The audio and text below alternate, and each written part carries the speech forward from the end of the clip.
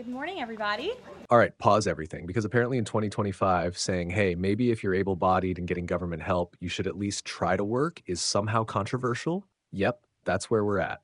And Karoline Leavitt, bless her, press secretary energy, just dropped the most common sense take on Medicaid I've heard in a while. Like, imagine being mad because someone said, hey, maybe benefits should go to the people they were actually meant for. Let's roll the clip. Elena. Hi, Ken. I want to ask you about the House budget bill. So, does the president agree with Republicans behind this bill that Medicaid work requirements should be implemented as soon as 2026? Okay. First of all, shout out to Elena for asking the question we all knew was coming. Does the president support work requirements for Medicaid? And I'm over here like, please say yes. Please.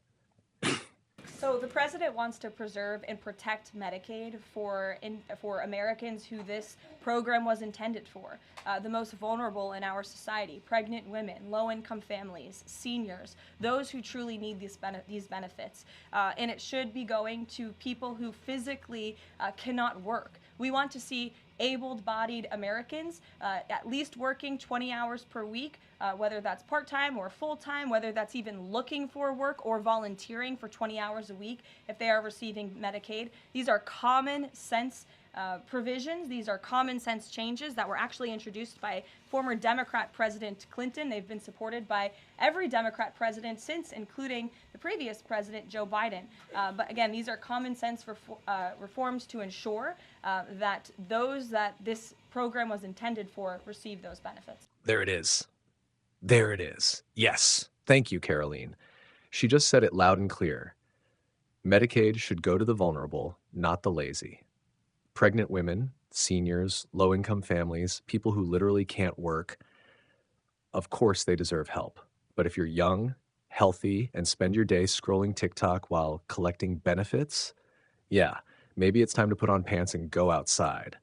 20 hours a week ain't even a job. That's like part-time at Taco Bell, and you still get weekends off. Oh, and the part where she's like, this isn't even new. Clinton supported this. Biden supported this.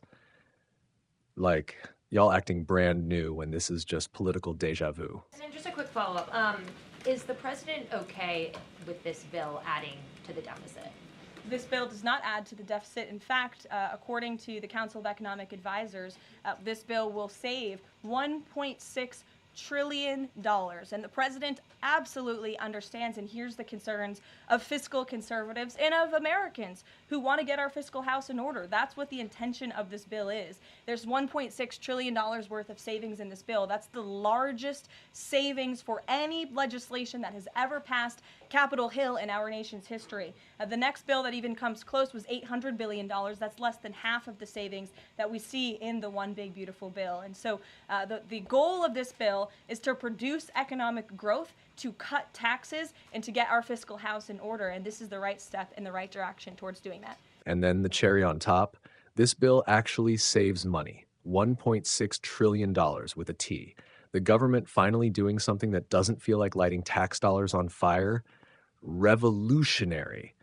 And she's right. If you're a fiscal conservative, this is the dream. Less spending, more accountability, and finally using Medicaid the way it was supposed to be used, to help people who need it, not people who need a nap.